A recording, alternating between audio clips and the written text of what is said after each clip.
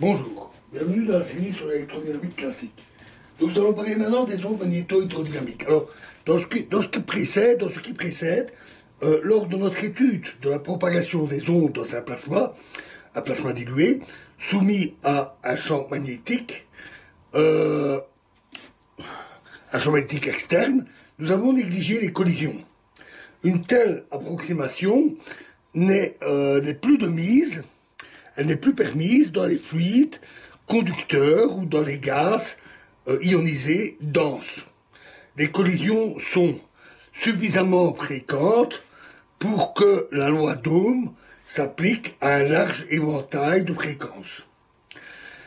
Sous l'action des champs appliqués, euh, le déplacement des électrons et des ions s'effectue, hormis des écarts ou haute fréquence, sans séparation des charges. La neutralité étant presque automatique à cause des forces de Coulomb, à très courte portée.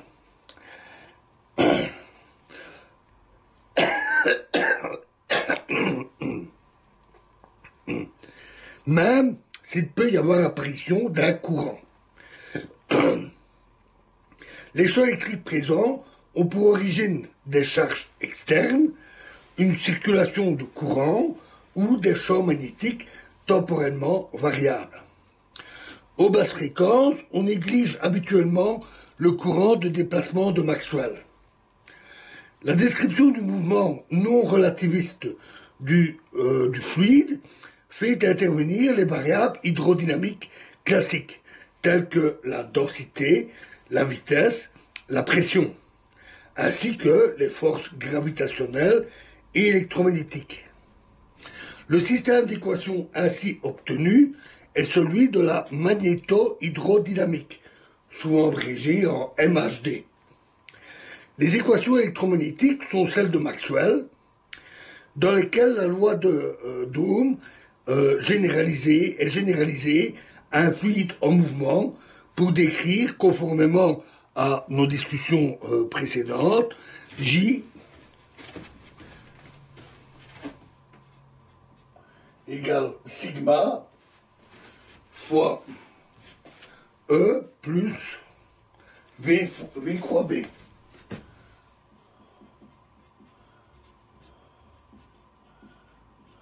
Où sigma est la conductivité.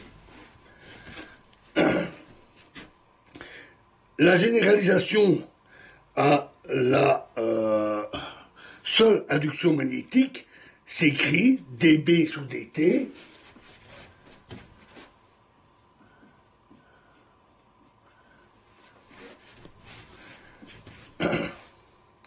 est égal à nabla croix V croix B plus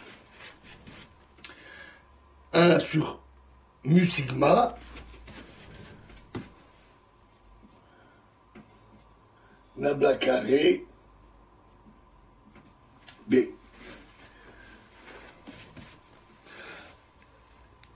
Ou pour simplifier, nous avons supposé que la conductivité et la perméabilité sont indépendantes de la position. Considérons le cas idéal d'un fluide parfaitement conducteur, non visqueux et compressible, soumis à un champ magnétique externe en l'absence de gravitation. Alors, par parfaitement conducteur, nous voulons dire que sa conductivité est si grande que l'on peut négliger le second terme du membre de droite de cette équation.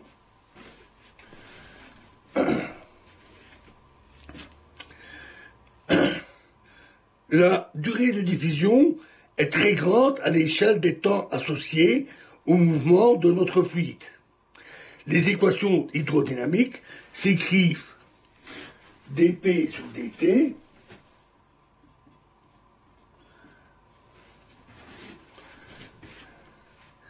plus nabla rho v égale 0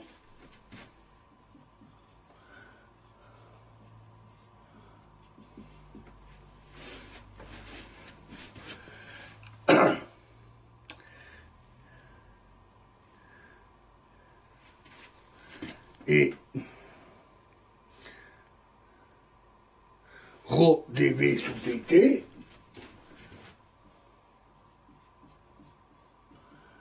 plus rho V nabla V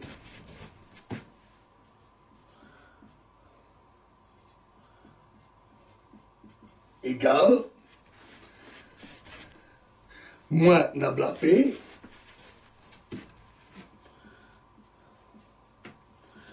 plus,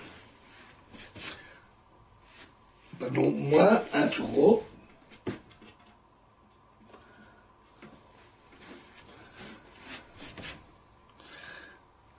B, 1 sur mu, pardon,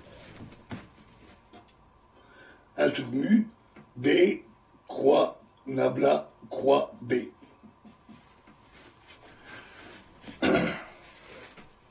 La première équation exprime la conservation de la matière. La seconde est l'équation du mouvement de Newton, où P est la densité de pression mécanique, rho la densité de masse, et J croix B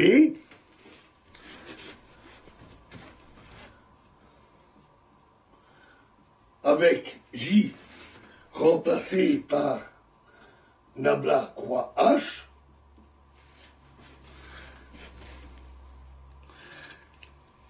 donne la densité de force magnétique.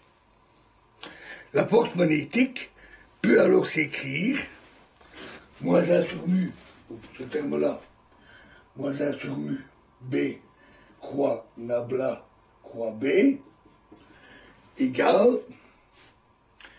moins nabla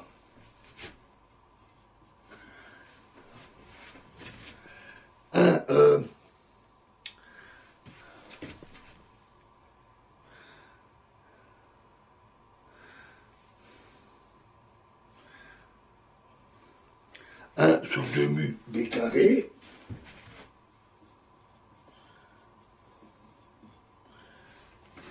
plus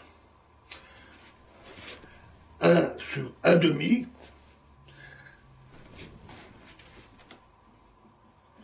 B nabla fois B.